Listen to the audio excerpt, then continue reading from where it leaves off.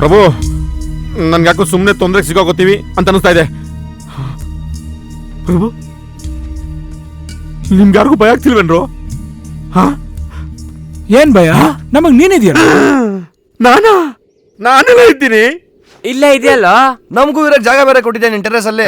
ಅದೇ ನೋಡು.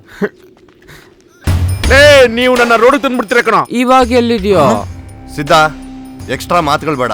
ಇವತ್ತು ರಾತ್ರಿ ಹೋಗ್ತೀವಿ, ಎತ್ತಕೊಂಡ್ ಬರ್ತೀವಿ ಅಷ್ಟೇ. ರಾಜಾ, ಹೋಗ್ತೀವಿ ಅಲ್ಲ, ಹೋಗ್ತೀರಾ? ನನ್ನ ಬಿಟ್ಬಿಡಿಯಪ್ಪ. ಹಾಗಾದ್ರೆ ನೀನ್ ನಮ್ ಜೊತೆ ಬರಲ್ಲ?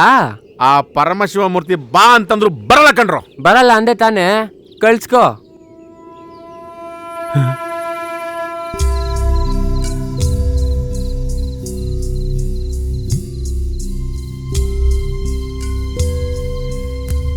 ಹೋಗೋ.